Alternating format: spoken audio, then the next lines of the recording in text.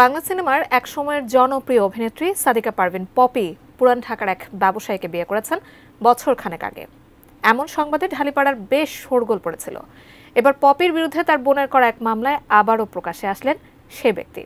সে সময় নায়িকাকে বিয়ের কথা অস্বীকার করলেও এবার জানালেন তিনিই পপির স্বামী। কিন্তু কেন তখন পপিকে তিনি অস্বীকার করেছিলেন? বিয়ের পরও কেন লোকচক্ষুর আড়ালে গিয়ে গৃহবন্দী ছিলেন এই অভিনেত্রী? এটাই হলো ভালোবাসা।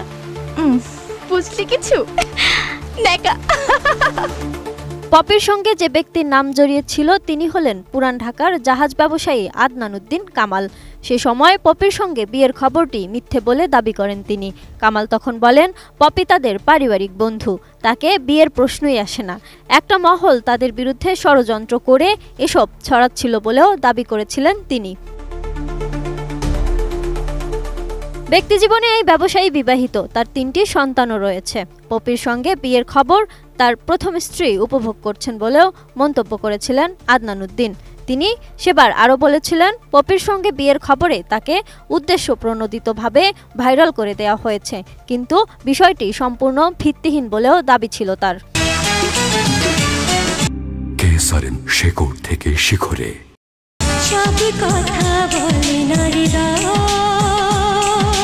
তবে পপির বোনের করা মামলার জিডি ও ব্যবসায়ী কামালের সাম্প্রতিক বক্তব্য থেকে জানা যায় তিনি পপির স্বামী। এছাড়া তাদের ৪ বছরের একটি পুত্র সন্তানও রয়েছে।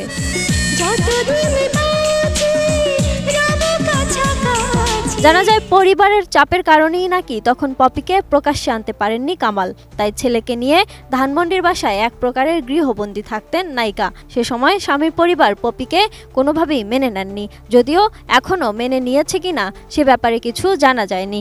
তবে বর্তমানে পপি খুলনায় স্বামীর সঙ্গে বসবাস করছেন এবং মাঝে মধ্যে ঢাকায়ও আসেন বলেও জানা যায়।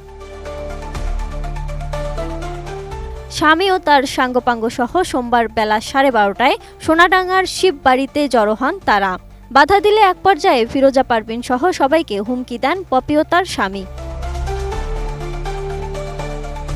জানা গেছে সোমবার যখন পপি কিছু লোক নিয়ে সেই বাড়িতে যান, সেখানে ছিলেন জাহাজ ব্যবসায়ী আদনান উদ্দিন কামালও।